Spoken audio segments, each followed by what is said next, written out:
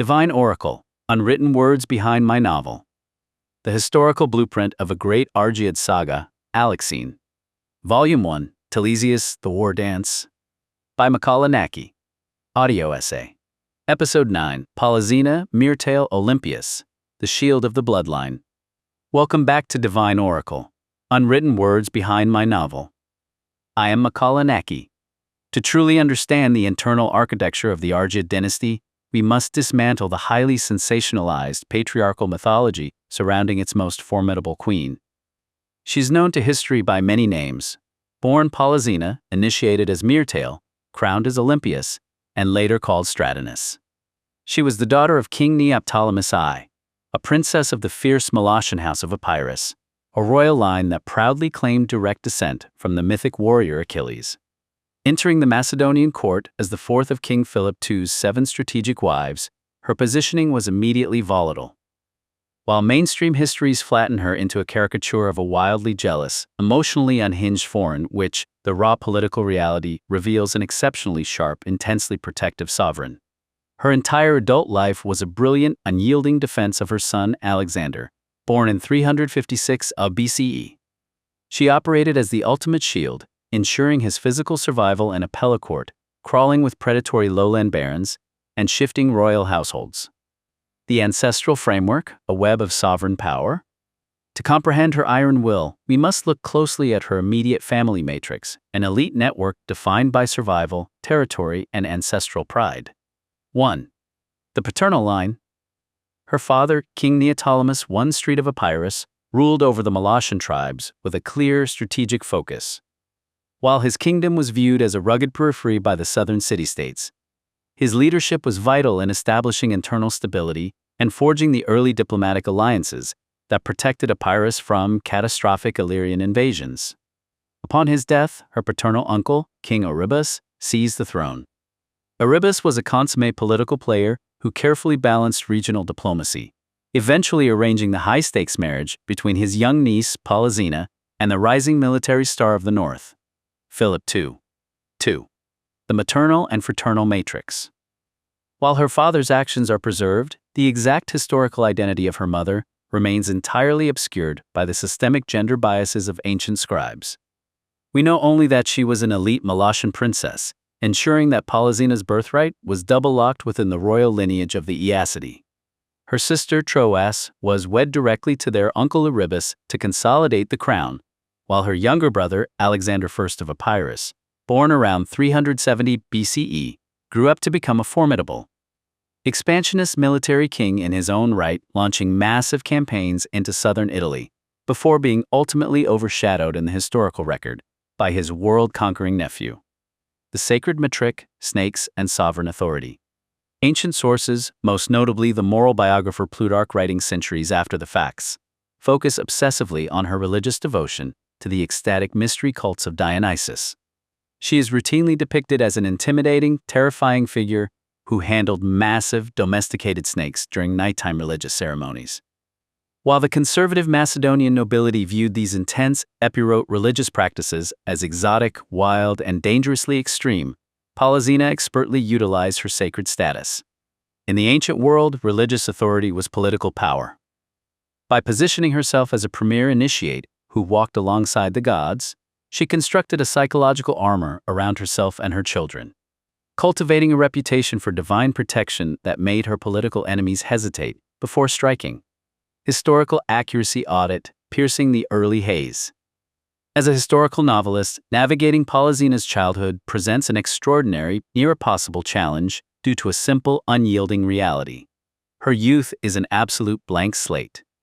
There are 0 contemporary historical records detailing her early years. Nobody actually knows what she was like as a young girl.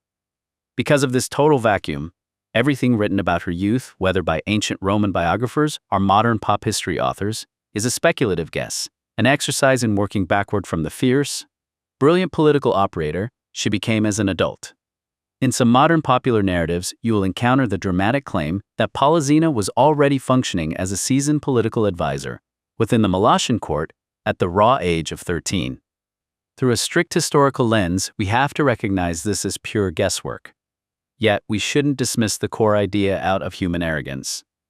Could a 13-year-old royal princess be exceptionally sharp, fiercely intelligent, and acutely aware of the dangerous political currents swirling around her family? Absolutely. Even in our modern era, we see young teenagers who possess extraordinary intelligence and a profound understanding of the world around them.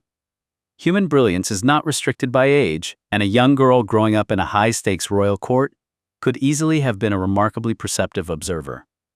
The real issue is that ancient male historians simply didn't value the minds or lives of children enough to write them down. They left us with nothing but silence. Therefore, any attempt to map her early life is, by its very nature, a work of historical speculation. In the pages of ALEXEIN, we do not pretend to possess a hidden ancient text, nor do we lazily paint her childhood using biased adult stereotypes. Instead, we step boldly into that blank space. We honor the very real possibility of her youthful intelligence, reconstructing an environment where a sharp young mind, exposed to shifting borders, constant existential threats, and the heroic legends of Achilles, would naturally forge the iron foundation required to survive the viper's nest of Pella. The calculus of survival, post-assassin purges. Following the shocking assassination of King Philip II in 336 ABCE, the absolute stakes of Polyxena's life became instantly visible. With the king dead, the Macedonian court plunged into an immediate bloody succession crisis. To secure Alexander's claim to the throne and eliminate any domestic leverage for a baronial counter-coup, she moved with terrifying clinical precision.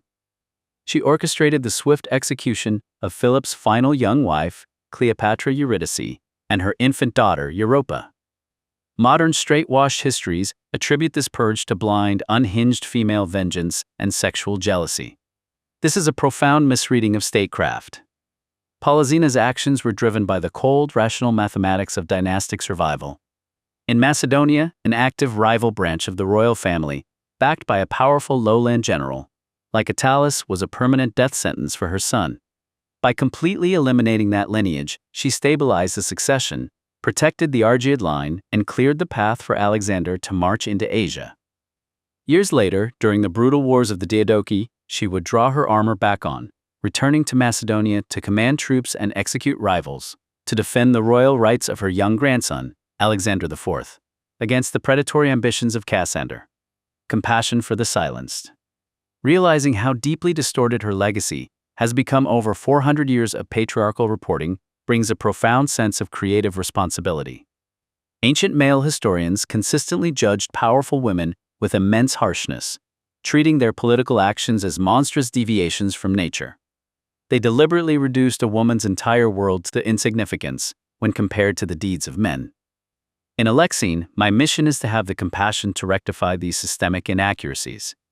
I am dedicated to restoring the intellectual dignity of these legendary women, not just Polyxena, but the entire network of queens, princesses, and independent patrons who actively funded, protected, and masterminded the infrastructure behind the men's conquests.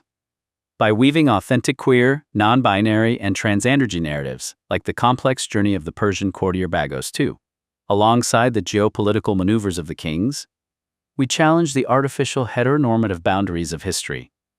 We rescue these historical human beings from the tyranny of ancient propaganda, presenting them exactly as they lived, fought, and defended their lives in the vanguard of antiquity. Tune in for our next daily drop tomorrow as we continue to dissect the bloodlines of antiquity. ALEXEIN, A Great Argead Saga. Volume 1, Telesias, The War Dance. Unearth the ultimate historical drama. We are releasing a brand new episode every single day until the epic conclusion of Volume 1. Each chapter delivers a tight, hyper-focused, 5 to 15-minute hit of cinematic historical drama, the perfect daily plunge into the ancient world. Watch the cinematic video trailer. Listen to the full saga now. Bookmark Volume 1, Telesias playlist. Subscribe to follow the rise of the Argead dynasty. Thumbs up to help push our vanguard through the algorithm's gauntlet. Comment below. Was Polyxena's ruthless purge of Philip's final wife a monstrous act of irrational cruelty, or was it a completely justifiable, calculated act of defensive statecraft to prevent a catastrophic civil war? Let me know your structural analysis in the comments below.